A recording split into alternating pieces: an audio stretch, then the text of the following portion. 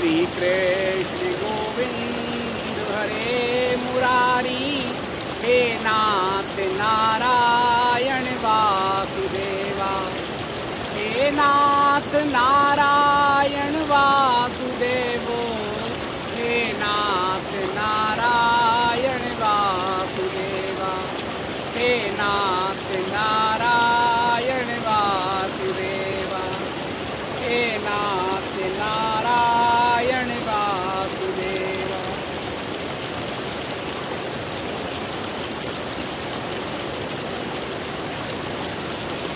हरिओम प्रभु जी,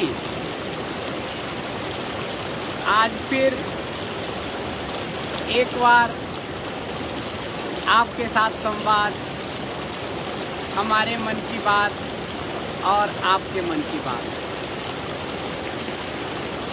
प्रभु जी, लगभग 1 वर्ष के बाद हिमालय आना हुआ।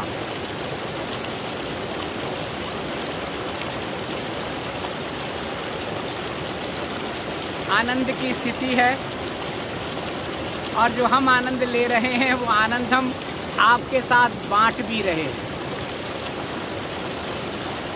अब यहाँ आए हैं तो लगा यहाँ के संत महापुरुषों और सिद्ध महानुभावों के दर्शन कर लें, उनका सानिध्य ले लें, उनके साथ सत्संग कर लें। तो हिमालय में भी भ्रमण ही रहता है। किसी एक स्थान की जगह जैसे ही पता चलता है, सुबह निकल जाते हैं, शाम को वापस आ जाते हैं।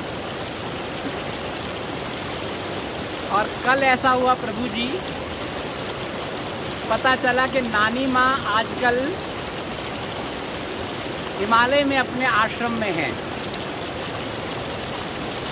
हमने आपको बहुत पहले बताया था कि नानी माँ आजकल बिल्कुल एकांत साधना में है, अज्ञातवास कहते हैं। कल जब मैंने उन्हें बताया कि मैं 1 वर्ष अज्ञातवास पे था, तो बोली कि हम भी आजकल अज्ञातवास पर हैं।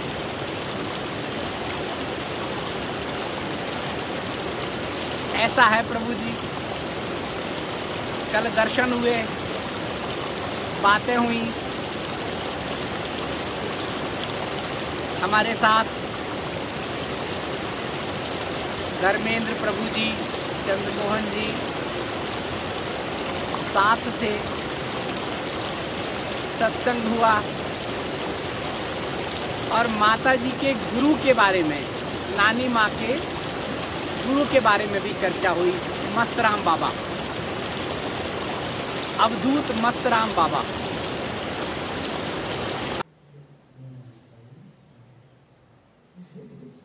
बाबा जी का ज़्यादातर यही पिक्चर देखा है।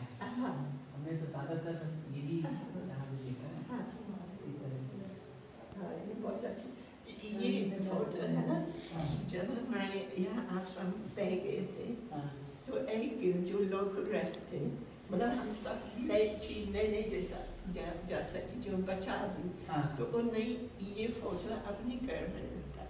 अच्छा, तो अब जब हम यहाँ वो बोले हम आपको देंगे जब आप वापस आएंगे। तो फिर जब आश्रम प्राप्त हुआ, फिर ये बाबा जी नीचे गिरेंगे यहाँ। हमने बहुत पहले जब नानी माँ के बारे में आपको बताया था, तब अवधूत मस्तराम बाबा जी के बारे में थोड़ा सा बताया और उनके दर्शन करने का सौभाग्य भी मिला था। लेकिन तब हम ये नहीं जानते थे कि ये मस्तराम बाबा हैं, अवधूत हैं, सिद्ध हैं, परमहंस हैं, नहीं पता था। ये बात है 1985 की, जब अज्ञानवश हम भगवान के साक्षात स्वरूप की खोज में निकले थे। अज्ञानी था, बचपन में ही प्रारब्ध में सब प्राप्त हो गया प्रारब्धवश, लेकिन अज्ञान तो अज्ञान है, बुद्धि लगा हिमालय में जाके शायद कोई साक्षात भगवान का स्वरूप के दर्शन हो जाएं। संसार में तो इतने संत महात्मा सिद्ध महापुरुषों का सानिध्य मिला, सत्संग मिला, लेकिन कहीं ना कहीं मन में था कि वही बांसुरी बजाते हुए धनुष बाण के साथ, त्रिशूल के साथ, गदा और चक्र के साथ भगवान के उस स्वरूप का दर्शन मिले। 85 में अपने परिवार से विदा होके निकल गए थे हिमालय की तरफ। बताया था हमने आपको कि नैनीताल से यात्रा शुरू की थी, फिर नैनीताल से हरिद्वार तक पैदल यात्रा की। 3 महीने लगे नैनीताल से पैदल रावली पहाड़ियों से होते हुए हरिद्वार तक आ गए, ऋषिकेश तक आने में।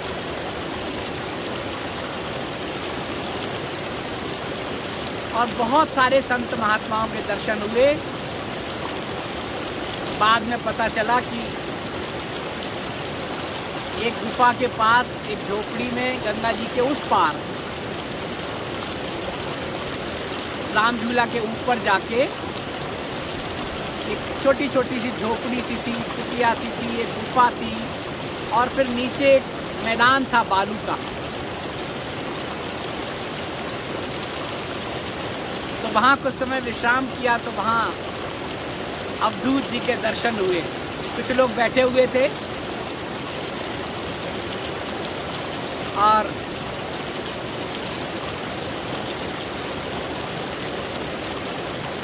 बाबा जी बैठे हुए थे, मौन थे, कोई चर्चा नहीं हो रही थी, इसलिए पता ही नहीं चला कौन है।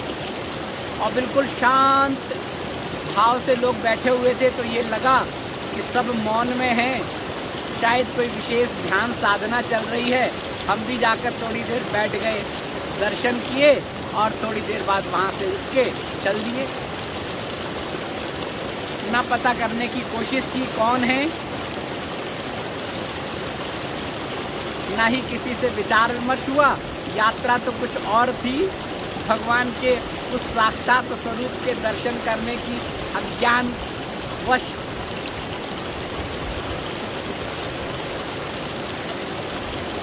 बाद में पता चला जो मस्तराम बाबा थे। इसके कुछ समय बाद शायद 1 या 2 वर्ष बाद उन्होंने अपना ब्रह्मलीन हो गए। नानी माई के सदगुरु।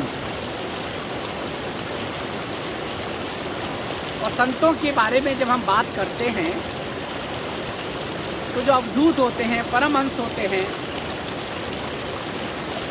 विरक्त होते हैं, उनके बारे में किसी को कुछ ज़्यादा पता नहीं होता। उनके जीवन के बारे में कुछ छोटी मोटी जानकारी मिलती है। जैसे नानी माँ ने बताया था कि उनका जन्म किसी गौशाला में हुआ था।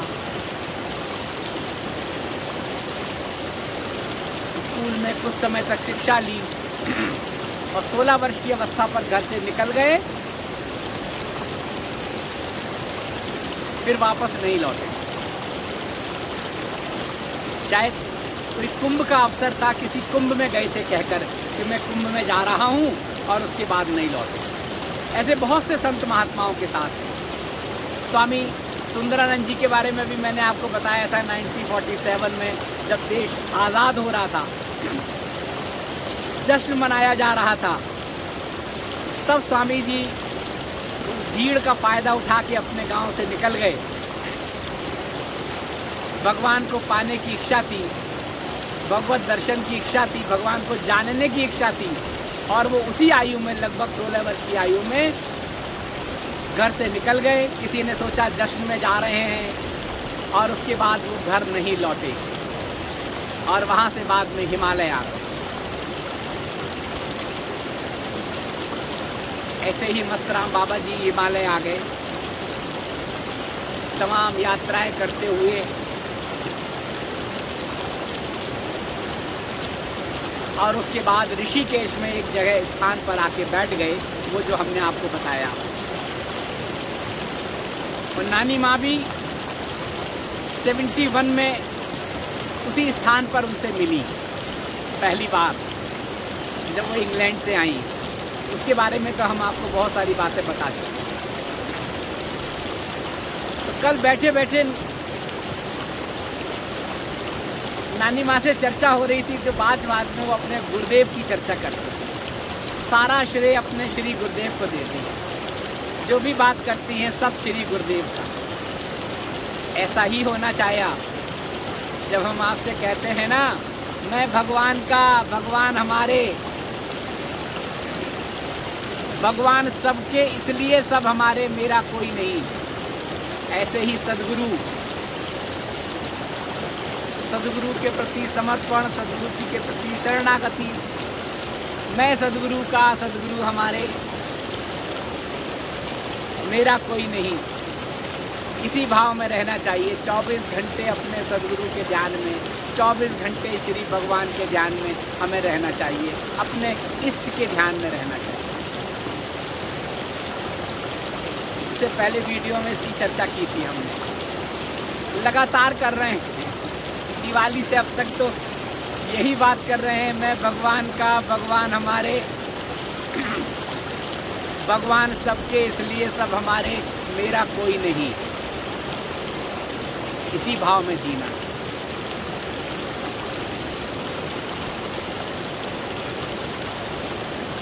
माता जी से बात हुई कि उनकी आत्मकथा को लेकर, तो उन्होंने कहा कि नहीं, हमारे सद्गुरु ने कभी इस तरह का प्रयास नहीं किया। लोगों ने प्रयास किया लेकिन उन्होंने मना कर दिया। वो विरक्त भाव में रहे। क्या प्रचार करना, क्या प्रसार करना, वही नानी जी ने अपनाया हुआ। एकांत में रहती हैं, ज़्यादा किसी से मिलना नहीं।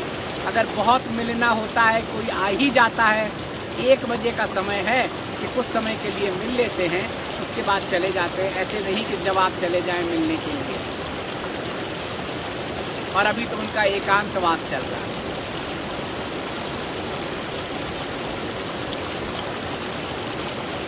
स्वामी लक्ष्मण दास जी गंगोत्री में मैंने उनके बारे में बताया था, और जो पुस्तक लिखी है संत सुभद्रा माता जी की, समुद्र से हिमशिखर तक, उसमें भी उनके संस्मरण हैं। वो कहते थे, पहले साधु संत अपने आप को छिपाते थे, अब छपाते हैं। पहले छिपा कर रखते थे, एकांत में कहीं जाकर बैठ जाते थे। जो लोग को मिलना होता था वो अपने आप वहाँ पहुँच जाते थे। जिनका लेना देना था वो अपने आप वहाँ पहुँच जाते थे। प्रचार प्रसार से दूर। और अब तो सब छपाते हैं। आश्रम के बाहर बड़े बड़े बोर्ड, आश्रम तो छोड़िए, हिमालय में आइए, रोड से सड़क पर ही बड़े बड़े बोर्ड लगे हैं, फोटो लगे हैं। श्री श्री महाराज जी का आश्रम यहाँ है। सभी प्रकार की सुविधाएं उपलब्ध हैं। रास्ता इधर है, एरो और बना देते हैं।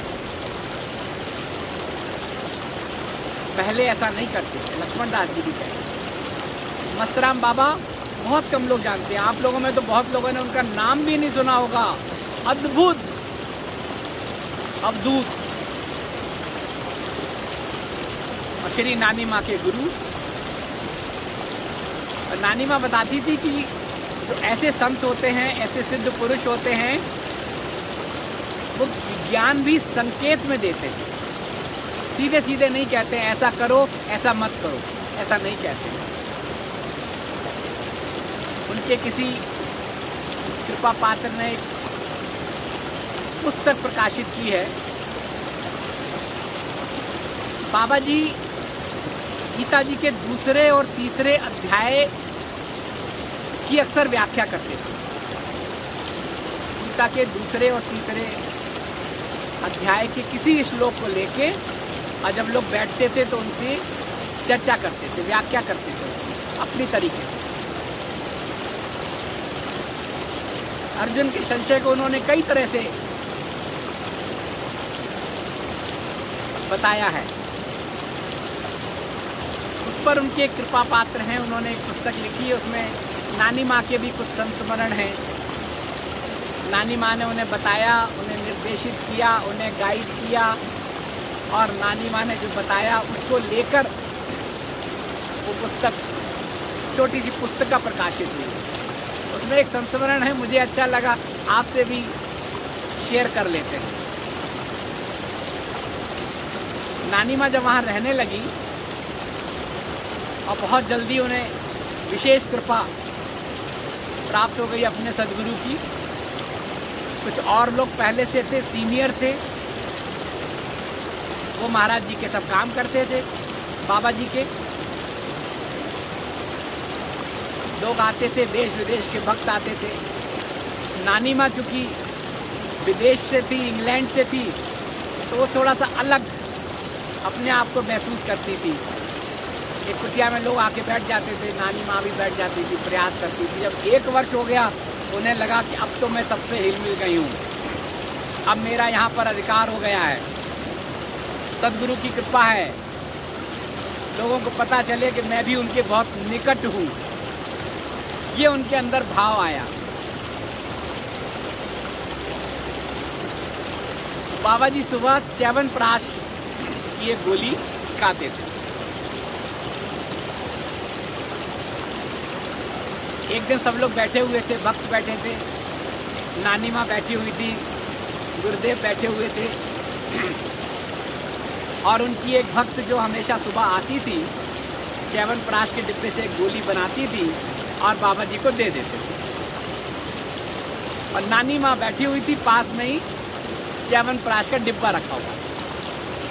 तो नानी माँ ने क्या किया, जब वो आई, उन्होंने कहा बाबा जी के नाश्ते का समय हो गया है और वो आके च्यवनप्राश के लिए कहेंगी। तो जैसे ही वो आई और उन्होंने डिब्बे की मांग की, तो नानी माँ ने उस डिब्बे में से एक च्यवनप्राश को निकाला, उसकी एक गोली बनाई और बाबा जी के सामने रखी। सब लोग बैठे हुए थे। बाबा जी झुक के उस गोली को खा लेते थे। तो बाबा जी ने देखा और सामने जो भक्त खड़ी थी उनको भी देखा, और बाबा जी ने वही पूछा, क्या मैं इनके हाथ से ये च्यवनप्राश की गोली खा लूं? जिस तरह से बाबा जी ने कहा, तो लोगों ने कहा नहीं। लोगों के अलग अलग भाव थे नहीं कहने में। एक विदेशी महिला बाबा जी के साथ, और नित्य एक माता जी उनको खिलाती थी। तो जैसे ही लोगों ने नहीं कहा, वैसे ही बाबा जी ने गोली को, उस च्यवनप्राश को नहीं खाया। और फिर उन माता जी ने च्यवनप्राश की गोली निकाल के खाई, और माता जी को अंदर ही अंदर बहुत दुख हुआ, आवेश भी आया उनको।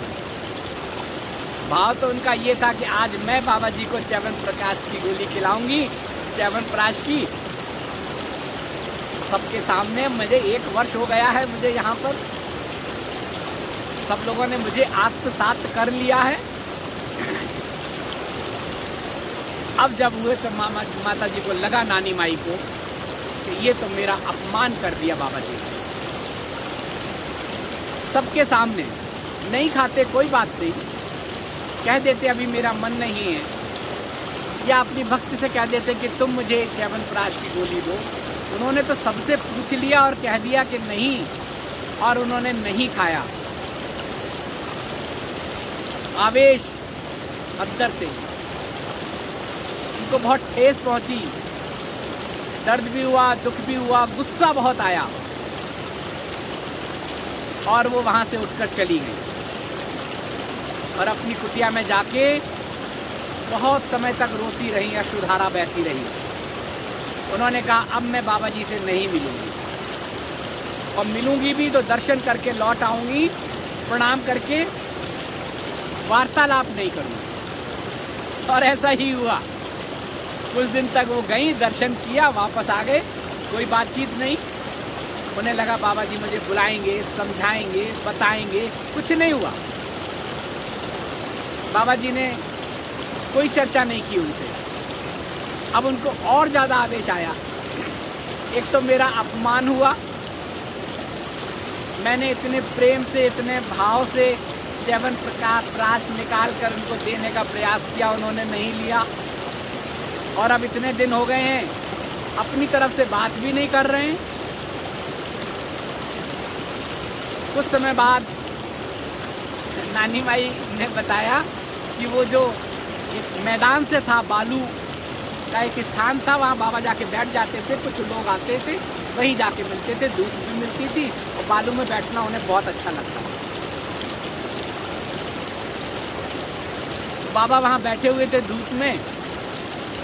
माई गई और नानी माँ ने जाके, उनके अंदर तो वो सब था ना, नाराज़ी, तो वो बाबा जी को प्रणाम करके और थोड़ी दूर पर जाके बैठ गई, उनके पास नहीं बैठी।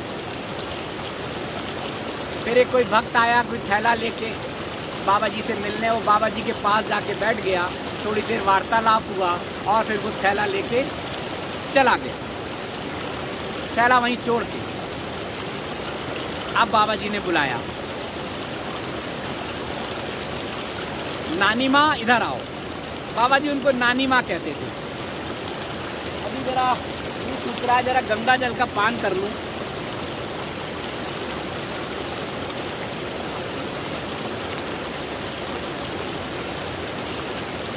यहाँ जब बैठे होते हैं, आनंद में होते हैं, और जब प्यास लगती है तो देखो जल आपके साथ में, जब चाहे तब पी लीजिए।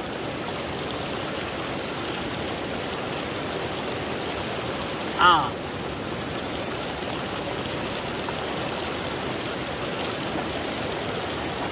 उन्होंने बुलाया, नानी माँ इधर आओ। नानी माँ गई, उन्होंने कहा देखो थैले में क्या है। नानी माँ ने देखे, नानी माँ ने कहा इसमें संतरे रखे हैं। बोले एक संतरा छीलकर मुझे खिलाओ। माँ बोली आप तो मेरे हाथ का खाएंगे नहीं, फिर मैं कैसे खिलाऊं। आ गई ना वही बात, दिल की बात होठों पर आ ही जाती है। अभी भी माँ के अंदर वही सब चल रहा था। तब बाबा ने कहा कि मुझे कोई अहंकार के भाव से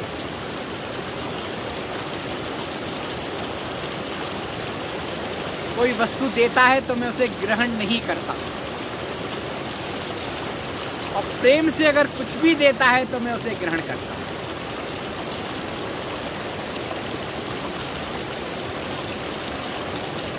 बस इतना सुनना था और रानी माँ को सूत्र पकड़ में आ गया, समझ में आ गया। इतने दिनों से जो उनके मन में चल रहा था, जो उनके भाव आ रहे थे, जा रहे थे, आवेश का भाव था, गुस्सा का भाव था, नहीं बात करने का भाव था, एक सेंटेंस में बाबा जी ने बता दिया। बोली सारा दृश्य रिपीट टेलीकास्ट हो गया। मन में भाव आया था 1 वर्ष हो गया, अब तो मेरा यहाँ पर अधिकार है, मुझे सबने आत्मसात कर लिया है। आज सबके सामने मैं बाबा जी को नाश्ते में च्यवन प्रकाश खिलाऊंगी, सबको लगे कि हाँ मैं उनकी बहुत प्रिय हूँ। इसमें कहीं ना कहीं माता जी के मन में नहीं था, लेकिन कहीं ना कहीं परोक्ष रूप से अहंकार का भाव ये माता जी को बाद में लगा। सारा रिपीट टेलीकास्ट हो गया और नाराज़ी बाबा जी दूसरे दिन कह देते कि ठीक है मैं नाराज़ नहीं हूँ तुमसे, या कुछ भी, तो माता जी को शायद उतना अंदर तक नहीं जाती बात। यहाँ की बात जो यहाँ आई थी ना, अब यहाँ से दोबारा अंदर जाने की बात थी, तो बाबा जी ने कितने सहज शब्दों में कह दिया। और माता जी ने संतरा निकाला, उसको छीला, एक एक करके उसका धागा हटाया और बाबा जी को खिलाया। फिर माता जी ने बताया कि ये जो विकार हैं, काम, क्रोध, लोभ, मोह, मद, अहंकार, हमें पता नहीं चलते हैं, हम इनके वशीभूत हैं, इनके अधीन हैं। और बहुत हम कर्म करते समय कहते हैं अरे हम तो इन विकारों से रहित हैं, क्रोध है ही नहीं, आवेश है ही नहीं, अहंकार है ही नहीं, मद और लोभ है ही नहीं। लेकिन होता है।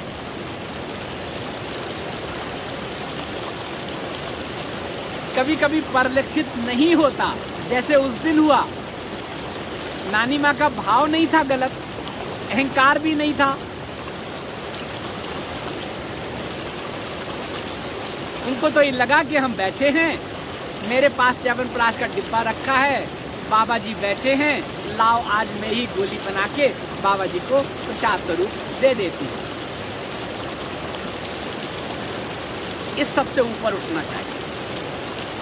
जब हम कहते हैं कि मैं ये नहीं करता, मैं गुस्सा नहीं करता, करते हो तभी कह रहे हो नहीं करता, नहीं तो कहने की ज़रूरत ही नहीं है। मेरे अंदर अहंकार का भाव तो है ही नहीं, इसका मतलब है, तभी कह रहे हैं है नहीं। जो है उसको आप नकार रहे हैं। मेरे अंदर अहंकार का भाव तो है ही नहीं, मैं तो बस भगवान के प्रति शरणागत हूँ। कई लोग कहते हैं ना कि मैं तो भगवान की शरण में हूँ, शरणागत, समर्पित कर दिया है भगवान को, आपने किया ही नहीं है। अगर आप ये कह रहे हैं कि मैंने अपने आप को भगवान को समर्पित कर दिया है, नहीं किया है।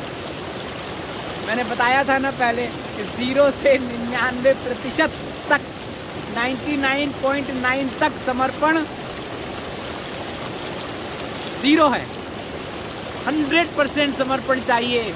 जहाँ 100% समर्पण हो गई, शरणागति हो गई, वहाँ तो कहने की क्या ज़रूरत है, जताने की क्या ज़रूरत है, बताने की क्या ज़रूरत है, दिखाने की क्या ज़रूरत है, कर्म में भी उसे लाने की क्या ज़रूरत है।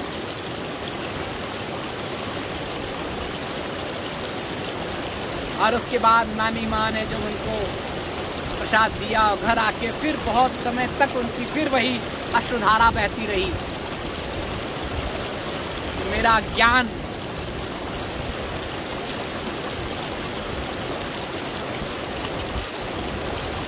ऐसा होता है प्रभु जी। तो हमें क्या करना है? हम जब कहते हैं सरल और सहज, किसी के लिए कहते हैं ये बहुत सरल है, ये बहुत सहज है, या अब मेरे अंदर बदलाव आ गया है, अब मैं बहुत सहज और सरल हो गया हूँ, हो नहीं गया हूँ, उस राह पर हो सकते हैं, सरलता की ओर अग्रसर हो सकते हैं साधना की वजह से, सहजता की ओर अग्रसर हो सकते हैं, शरणागति की ओर अग्रसर हो सकते हैं। कभी कभी पूरा जन्म लग जाता है, कई जन्म लग जाते हैं।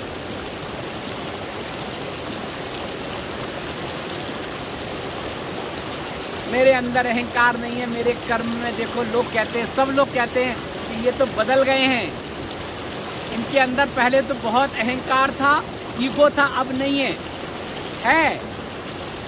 उसको उस रास्ते पर हैं, उस अहंकार को दूर करने की प्रक्रिया चल रही है जीवन में। मुझे अब आवेश नहीं आता। इनको तो पहले बहुत गुस्सा आता था, अभी गुस्सा नहीं आता इनको।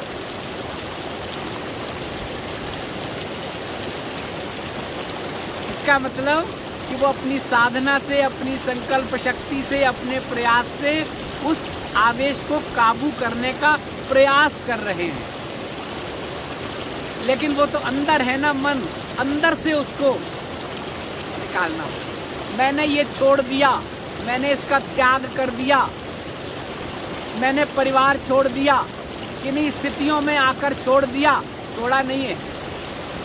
वो स्थितियां आपको बता रही हैं कि आप छोड़ने की प्रक्रिया में हैं। और कल को अगर जिन वजहों से आप छोड़कर आ रहे हैं, त्याग कर रहे हैं, वही स्थितियां अनुकूल हो गई, आप वापस चले जाएंगे। मैंने बहुत से लोगों को हिमालय में देखा है, आते हैं, घर छोड़कर आ गए, पत्नी बच्चों को छोड़कर आ गए, छोटे छोटे बच्चों को, और आने के बाद यहाँ आकर घोषणा कर दी, मैं अपने परिवार का त्याग करके आ गया हूँ, मुझे भगवान को पाना है, भगवत प्राप्ति के लिए मैं आ गया हूँ यहाँ पर, अब मैं विरक्त हो गया हूँ, मैं विरक्ति हो गई। और कुछ समय बाद जिन वजहों से लड़ाई झगड़ा करके या जो करके आए थे, वो स्थिति ठीक हो गई, पत्नी ने माफ़ी मांग ली, घर वालों ने बुला लिया, स्थितियाँ परिस्थितियाँ बन गई, यहाँ मन नहीं लगा, यहाँ का कठिन जीवन रास नहीं आया, यहाँ का संघर्ष झेल नहीं पाए, वापस चले गए वहीं, उसी में चले गए। अरे ये क्या हो गया, भगवान की मर्जी थी, शायद भगवान को मुझे यहीं बुलाना था, भगवान ने मुझे यहीं बुला लिया, अब मैं यहीं आके भगवत प्राप्ति करूंगा, भजन करूंगा। बहुत अच्छी बात है, ये बोध अगर हो जाता है तो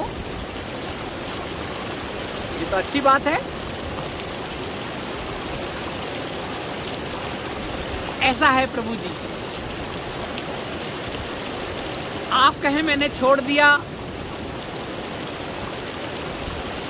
जब वो छुड़ाता है तब ऐसा नहीं है कि ये ठीक नहीं है, ये एकदम गलत है सबको छोड़ना।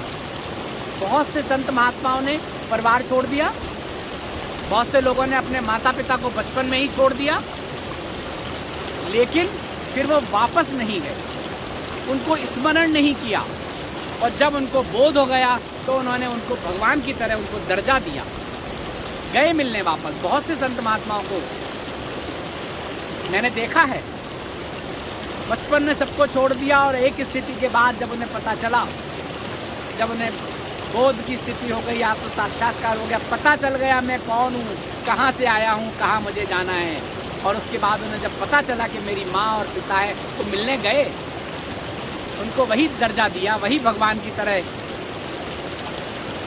उनकी पूजा की जाके।